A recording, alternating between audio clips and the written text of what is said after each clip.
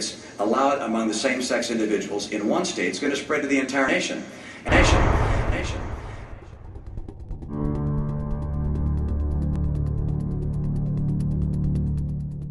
You're still feces-eating brute beasts, and God hates you! God hates you! Jamie took his own life Saturday. All these fags everywhere, this filth that is over on this country. President Clinton is urging Congress to expand the federal hate crimes law following the beating death of a gay student in Wyoming. It's homosexuals. That's perversion. You don't protect perversion. His stepfather found his little body crumpled up at the bottom of a closet. Adam and Eve, not Adam and Steve. You're a fucking faggot, dude. Walsh attempted suicide at his home more than a week ago. God doesn't like queers. Tyler Clementi, the Rutgers student who jumped off a bridge. One never knows when the homosexual is about. And make sure that marriage is preserved as between a man and a woman. You're gay, you're not. Big fucking deal.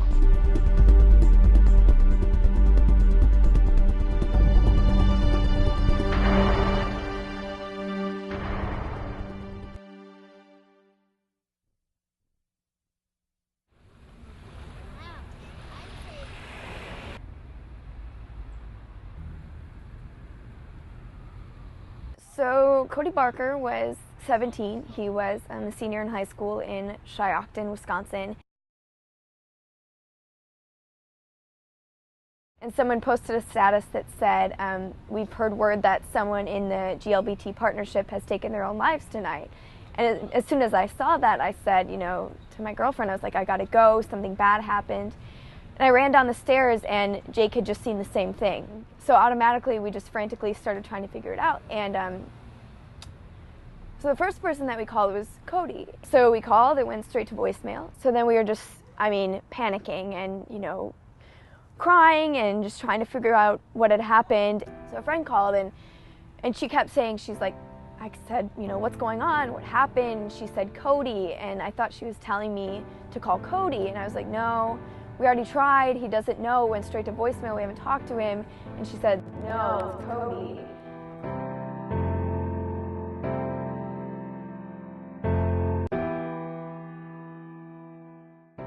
It was just very surreal. It felt like this can't actually be happening.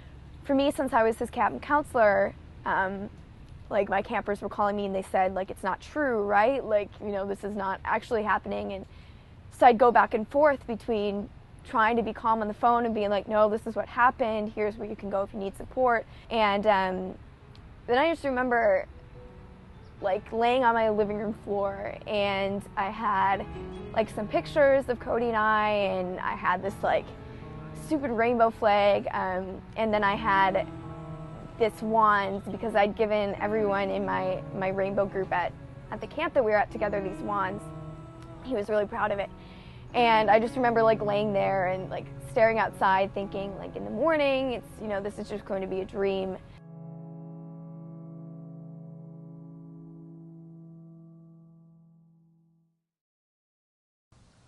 I identified publicly as a straight ally, knowing full well that that wasn't who I was, but convinced that I would be able to mask my true self for as long as I lived. But the power of GSA for Safe Schools transformed my shame into empowerment and my fear into action. My experience was really difficult, and I guess it's hard for me to say that because I have been so lucky. I grew up in a faith community that was very accepting, that had rainbow flags in the church, that was socially, involved in social justice issues. But I knew I was queer about the age of 9 or 10 or 11, around that time. And from then until I came out when I was 16, it was really awful. I guess what people don't understand is that fear like that is crippling because you always have to think about it. Even though you know that people logically aren't going to find out unless you tell them, there's always that thought in the back of your mind, what if I say the wrong thing or wear the wrong thing, or someone finds something that I'd written and finds out that I'm not straight, what's going to happen to me? We have this idea of what things are supposed to be like, When people don't understand an idea, a concept, an identity, they tend to want to distance themselves from it. And so social isolation can lead from people's lack of understanding of a group of people to fear or hatred of that group, a kind of dehumanizing of that group. We don't like them because they threaten our own identity. If we can push them away, if we can bully them, if we can make them fearful, if we can make them stay out of our lives, if we can make them look weak, if we can make them look unwanted, and if we can, by our bullying, keep them on their side of the tracks, so to speak, it reinforces our own identity, because then those around us kind of jump on that bandwagon. They support the bully. They support those who would mouth off against somebody based upon their race, based upon their religion, based upon their sexual orientation. But the reality is that same-sex relationships are nothing new. The labels we've placed on them are new, but they've been around since the beginning of time. If we were to stipulate homosexuality as a category, this didn't happen until the 19th century, the late 1800s, when we started to refer to homosexuals as a subcategory. We see that from not just LGBT people, but in history, all different kinds of groups. When you don't understand it, you don't have friends who might disclose who they are, then you might not understand that you actually do care for and know people who belong to that social group. We have done that by race, we've done that by socioeconomic class, we've done it by ethnicity, and now we're aiming it towards what is more politically acceptable, which is sexual orientation. To marginalize somebody based upon their socioeconomic class or their race is not exactly politically correct anymore. We tried that once in this country, all the way up until federally, 1967, and now we look back on that and laugh because it sounds like a silly thing to do to somebody. However, today, we're doing the exact same thing towards another population, because most people view it as a choice. When the architects of our republic wrote the magnificent words of the Constitution and the Declaration of Independence, they were signing a promissory note which every American was to fall heir. This note was a promise that all men, yes, black men as well as white men, would be guaranteed the unalienable rights of life, liberty, and the pursuit of happiness. It's really hurtful when people say that you can change who you are, that you can change your sexual orientation. Because for me, I think, you know, all of those years that I spent in the closet, I would have given anything to not be queer. People know very young, and with all of the hurt that people have to experience from living in the closet, the idea that someone can change who they are is just absurd to me. When I was 14, my mother came to me and she's like, Michael Ray, because that's what they call me, I think you're artsy. And I was like, oh, I love to draw. Oh, okay. So I didn't know what artsy, I didn't get it. So about a year later, I was 15, and I was like, oh, I'm a boy who likes boys. That's artsy. If it were a biological model, then somebody wouldn't have a choice in being a homosexual any more than they would in being heterosexual. It would be the same as saying somebody who was mentally retarded couldn't marry somebody else who was mentally retarded because of their birth. How could we say then that a homosexual person isn't allowed the same rights as somebody else? Not like yesterday, like never. See me. I've spent my whole life perfecting this balancing act, tripping over broken pieces of heteronormativity, forcing me to consume masculinity and femininity, as if everything is made to be shoved into boxes. There's a lot of focus on bullying. In mainstream media, there's been attention that's been given to, really direct and heinous bullying. The term bullycide doesn't make any sense. You've probably seen that term before, used in a headline. Linguistically, it doesn't make sense. It means killing of the bully, and that's not what's happening.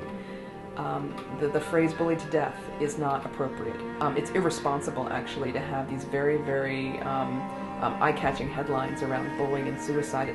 It can make those people who are already vulnerable consider suicide as a more potential or positive outcome.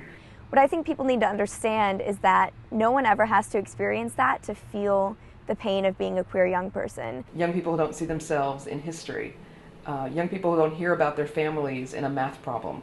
You know, you've built your whole life out of these expectations of marriage and children and this normative lifestyle, and you spend so much time afraid whether or not you're still going to be as valuable if you break those expectations that have been set for you. When I was interviewed about the experience of young gay people, it was always, you know, are you harassed by your peers? Or, you know, what are those experiences with violence or with harassment? And that's not the story that a lot of young people want to tell. You know, we want rights that are beyond being able to walk through school without feeling threatened. We want to feel like we don't have to keep coming out over and over again. And it just feels like there's this old way of thinking that we are not all the same. We are all the same people, all of us. No, you're no different than I am. Our love is the same. Can you hear? Can you hear?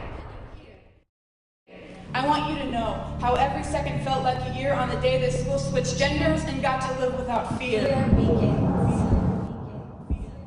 So that's really what government's role is to protect our civil rights. There shouldn't be any special rights or special set of criteria based upon people's preferences. We all have the same civil rights. Bullies or people who commit these terrible hate crimes were given permission to do so every time someone preaches hate from, you know, a pulpit or from their position as a politician or a teacher or a principal or any of those people that people are watching. If you don't set the right example, I think that in some ways you have blood on your hands. When we have kids hurting each other, it's not the kids' fault. I mean, they have parents who set that example. They have teachers who turned the other way when it happened, principals who didn't take reports seriously. So everyone has a role to play in that, and until everyone involved in every system says that we're not going to accept that as an okay viewpoint anymore, it's going to continue to happen. Gay families under attack. What do we do? Fight back! What do we do? Fight back! You watch the media and the political rhetoric, and it's constantly a battle. And it's, you know, hard to fight that as a straight ally, but when you're a part of that community, you constantly have to be defending your own rights. But I've been in a state that has gay marriage, and I recognize that the consequences of gay marriage fall far beyond just the relationship between a man and a woman. And if my government feels it's that way, well then, hey, maybe it should be that way. And we tolerate it, we accept that. And I think a lot of politicians maybe don't think that their vote on gay marriage has an effect on gay suicides, but it's very, very much interlinked because it presents to young people what their value is in the world. Most Americans believe, as I do, that the institution of marriage should be reserved for the union of a man and a woman. Anytime a government makes a law against something, it reinforces that this is a justified belief. That there must be some reason beyond my comprehension or my experience why this is against the law. The effect that that has on young people is extremely detrimental because it's value, it's what your value is. So when you see, like, my right to love someone is something that causes all of this political turmoil. It's a sad day for them. I mean, that translates down to, okay, half of the country or more than half the country hates me enough that they don't think I'm at the same level as, you know, my heterosexual peers. It gives us that allowance to bully. It gives us that allowance to call that other person the other. To say you were somehow more negative than I am. Your value is less than I am. I am able to push you to the fringes of society, to discriminate against you, to hate you without even knowing you, preventing myself from ever even wanting to get to know you because you're contagious, you're diseased.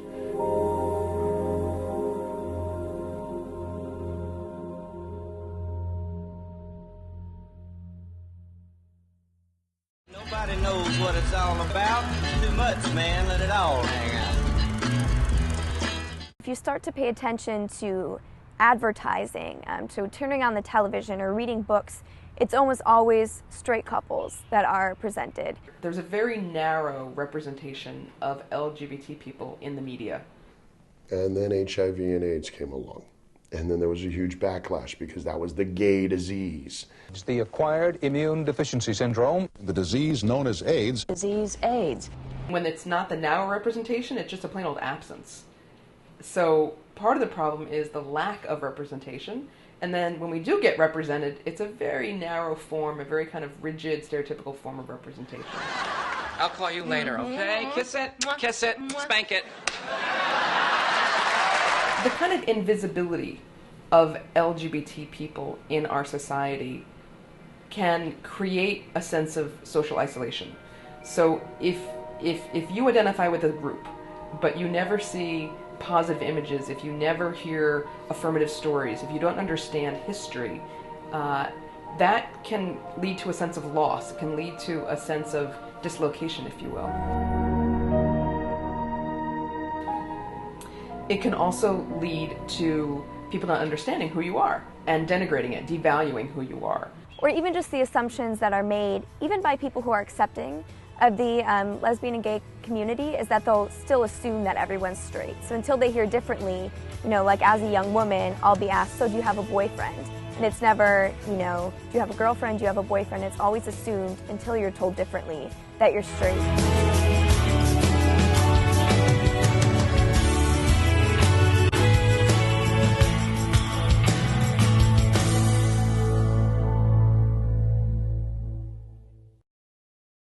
The school's superintendent, who says she has no plans to allow the club supporting gay and lesbian students to gather on campus, and has gone so far as shutting down other clubs to block that. There's a whole host of things that that students are trying to do to stay safe in their schools that are often thwarted.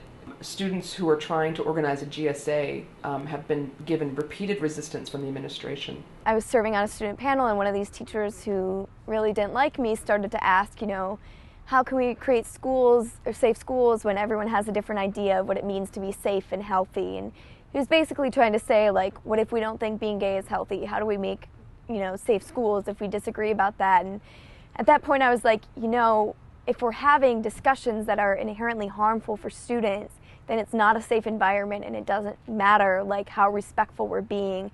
But every time they would try and talk, they'd try and frame it like, you know, we just are trying to make this school good too, but you know, we want everyone to make sure everyone's voices are being heard, not just the GSA, as if the GSA was the loudest voice in the school, which it was not. So what I do is I tell students about the rights that they have to organize a student club.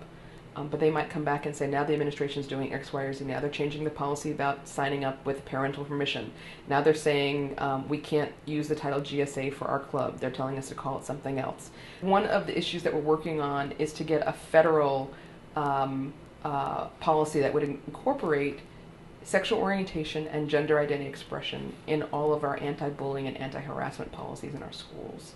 Just make a statement that in our schools, it is not okay to target someone because of their actual or perceived sexual orientation or gender identity expression. What this is about is school communities recognizing the real world that's out there and who we all are as Americans. We all go to school. We want the same things for our children. I'm fighting for the same things for everyone else's child. I want everyone to be safe, respected, and free to learn. Age 10 and a half. I should have been too young to know, to wish away the sun from rising. Too young to know how shame looks on lined paper stuffed under creaking bed frames with threads that whisper in a murmured tremble. But when I got to my senior year and the harassment specifically at the hands of these two teachers got worse, it gets to the point where you feel like you shouldn't have to be fighting those battles anymore. But my experience at school was that hatred and homophobia is still accepted as a viewpoint that needs to be expressed. Authority figures, teachers have a lot of influence. So if they're going to say things to other students or harass you in front of other students, that gives everyone else permission to do the same. I remember one time specifically before I was out of the closet, the teacher, we were in the weight room, and he turned off a show on TV because there was a same-sex couple depicted. And, you know, I was very vocal at that time still, and I said, what are you doing? And, you know, he's like, we can't watch that, it's gross, and there are a lot of people in there. And I was like, well, you're just saying that, you know, because it's a same-sex couple, we watch the show every day in here. And he said, no, that's different, you know, those are gay people. And I just sat there and I was like, is this really happening to me right now? You know, I don't know what people are in here, but, you know, people could be very vulnerable that you're saying these things. And I just said, like, you know, that's not okay. And he came up to me and he got right in my face and he's like, let me ask you something. Were you put on this earth to reproduce? At the time I was thinking, well, that's a view that a lot of people hold. Like, you know, so if I come out of the closet, is my worth diminished because of that sort of thing that he put on me? So my senior year of high school, it just became a burden, and it became very exhausting to go to school because you thought, you know, what corner am I going to have to avoid today to, you know, because I don't have the energy to deal with this teacher, or what legal battle am I going to have to try and bring up? When they were fighting with me or having these battles, it wasn't just like an argument about another thing. Like, that was my life that they were constantly making difficult. But I guess I'd want them to know, like, what it feels like to be 10 and want to die. I moved to San Francisco. I do plan on going back to my state, but at a certain point it was like, I just need to leave. Now that I'm in college and I live here and I'm sort of having a new life away from anything I've known, I like realize what it's like to not have to do that. And I've never had that experience of feeling so safe and so comfortable that you don't have to be afraid of the next battle that you're going to fight. And I was going to church, and my mother was crying, and everything was upset. And I got to church, and there were all these people at church, like people I went to school with, my teachers, all of my family. And I was like, oh shit, what's going on? And so the preacher calls me up, and I'm like, oh my God, I'm gonna win an award for like Best Christian of the Year. Like, Jesus sent me a letter and said you rock. And instead, they appointed me with holy water and oil and prayed the demon of sexuality to come out of my body. And it worked, and I'm a big heterosexual standing here before you. Someone can live closeted and still live a big life, but they're never going to bring their whole selves to the table if they have to keep this big secret. Why are people so concerned about whether boys play with trucks or with dolls? Why are people so concerned when girls wear clothing from the other side of Old Navy? What are we so concerned about? I'm a little more concerned about the economy than I am about gender expression. We all want the same things, you know, like all people are striving for the same acceptance, the same ability to express themselves, to learn, to love, and we're no different than that. I want the ability to exist and to be able to be myself and explore those other parts of who I am and my other goals without having to deal with the hatred.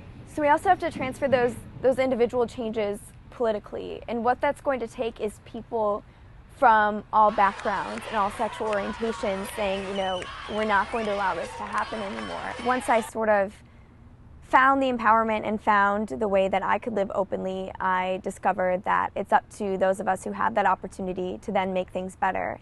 And I knew that my experience growing up was not good, and that it was because of leaders and people who were supportive that I made it out okay. So I wanted to be a part of making that the case. I know that not everyone who is voting against things like gay marriage or people who are voting against anti-harassment laws, I know they're not all homophobic. I think it's that fear of, you know, separating from the norm or from people they're surrounded by that they think won't feel the same way.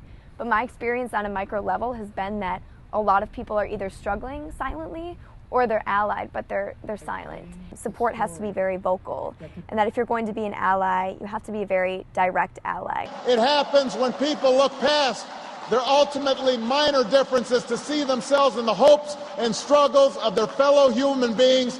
That's where change is happening. It takes standing up when it's difficult. And for people who are not going to be directly hurt by that, that's a very hard thing to do, and I don't blame people for that.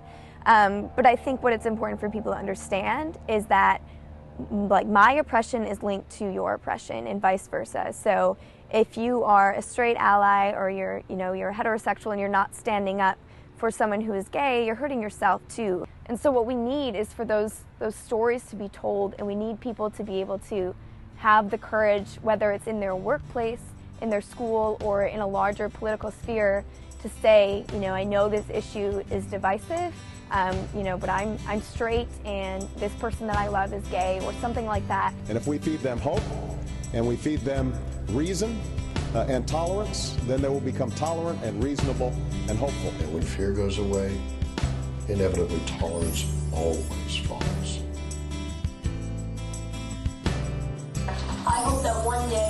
too can be judged on the content of our character and not who we love. In God's eyes, kindness and love are what it's all about. If 10 to 12% of the entire country is gay, so are the people in your neighborhood. And there's nothing wrong with them. And there's nothing wrong with you. Tear down barriers, stand up for rights, and insist on equality. You cannot define love and you can't define a family. It comes in so many radical colors. But it's very simple. It's treating others as you would like to be treated. I will not judge you. I will love you. But if we are friends, you will honor my rights and I will cherish yours to walk a different path.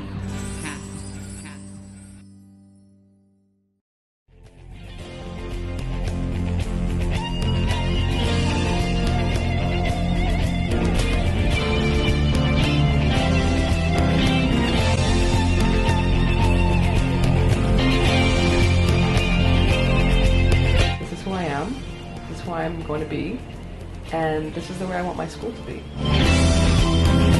Forget mine. Yo, Adrian!